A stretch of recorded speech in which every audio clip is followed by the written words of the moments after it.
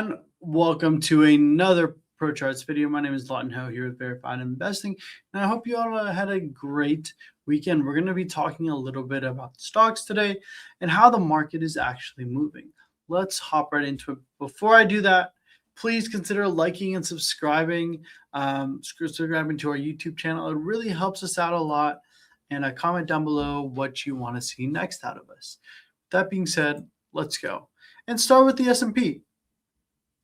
Now, the S&P had an interesting day, right? There was some escalation over the weekend, and at this point, pretty unsurprisingly, the escalation in potentially the Middle East kind of went away, and all of a sudden there's a new deal in place, right? We've seen this time and time again, and off of that kind of optimism, the S&P actually opened up about 1%. And how did it move intraday? Well, we opened up 1%, continued higher, up 0.5%, and had a decent sell, falling about 1% intraday in the S&P before recovering. Now, one thing to note is it is kind of a holiday week. The markets are closed on Friday, even though July 4th is on Saturday. Just an observation of that July 4th. So expect some lighter volume. We saw something similar with the Qs, right? With the Qs actually selling a bit more, and we'll get to that in a little bit. But opened up 1%, right? Opened up 1%, and similar to the S&P, had a nice push up about 0.6%, and then sold off over around 2% intraday, right? So a little bit more than the S&P, even at one point going briefly negative. Right, we were actually down negative on the Qs about 0.2%, although on the S&P, the lowest we got was only about 0.4% up. So you might be asking yourself, well, the Qs, right, the QQQ and the SPY generally like to move in tandem, right? What would cause the Qs to move so violently down, but the S&P to stay, relatively higher, despite them both opening up about 1% from Friday's close? Well, the culprit is the SMH and the semiconductors, right? And we'll go into these semiconductors in a little more depth right after this. But with the SMH, we opened up about 0.5% higher, and we actually sold off 3%, over 3% in the SMH, which is the semiconductor, which handles the semiconductors. And we had an amazing, and this is crazy, guys, 5.5% bounce in the SMH intraday. You don't see that a lot. That means the entire industry, semiconductor industry, is moving like a regular stock.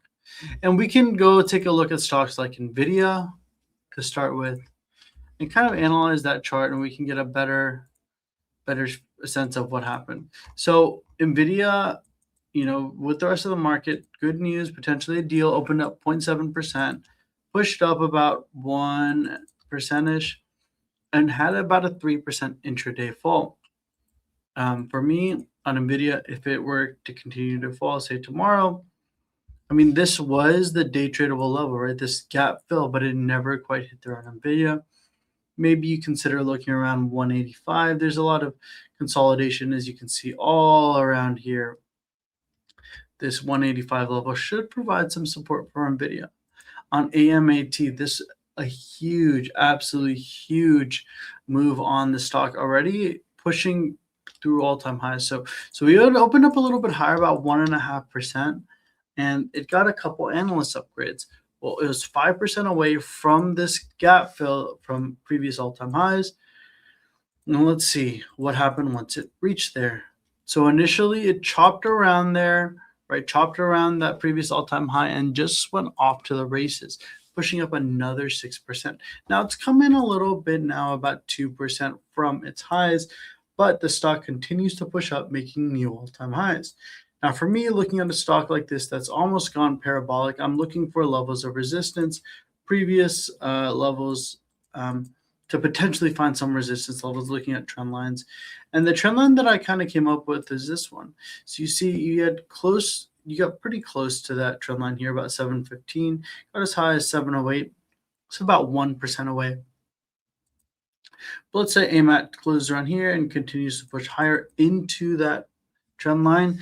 That's where I would look to potentially cut the position, or not cut the position, but start a shortable short position, just because that is a shortable level hitting that upsloping trend line, which does favor a pullback from that level, but we'll have to see if it can reach there tomorrow. This is a key stock to watch. Another stock, right? Crazy stock. And if you want to just look at the daily chart, this is insane, right? MU very famously had earnings on Wednesday, pushed up and was actually up 19-20% from its earnings, pre-earnings level. And what happened? The stock absolutely fell today, and then even today we're about flat, but we sold off over 9%, guys.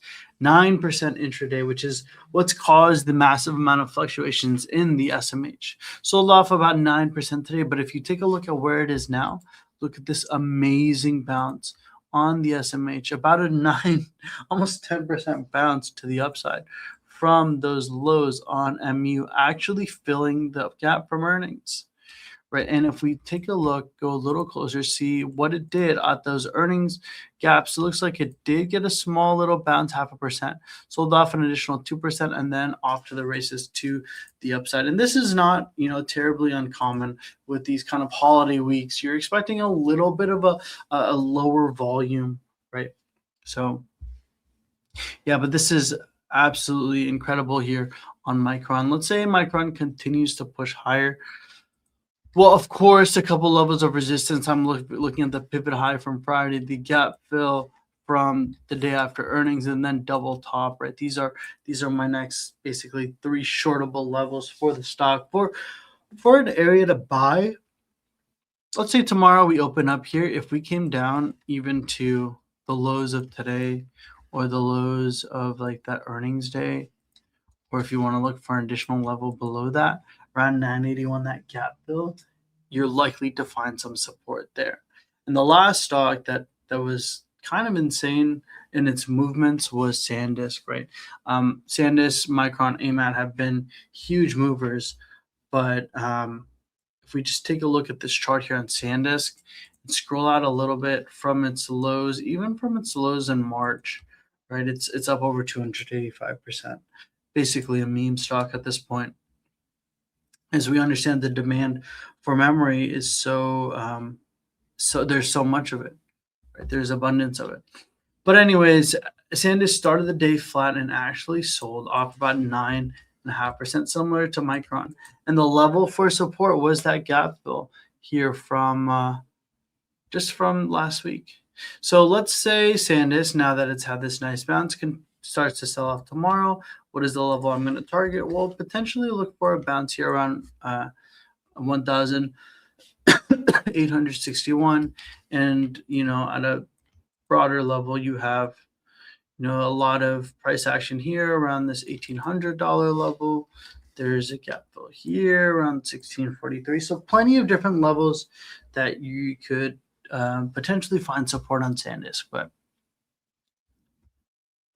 these are the levels I'm watching here on SNDK. All right. With that being said, that's what's really moving the market today. It'll be interesting to see what happens throughout the rest of the week. Like I said previously, during these holiday weeks, you kind of are expecting to get a slow float up. And we've certainly seen a bounce back and recovery today, but that wasn't without some selling. So we got to see if during the rest of the week we have continued selling, or we continue to float back higher towards those previous all-time highs. And I hope you enjoyed the video. Don't forget to like, comment, and subscribe, and I'll see you in the next one. Bye, guys.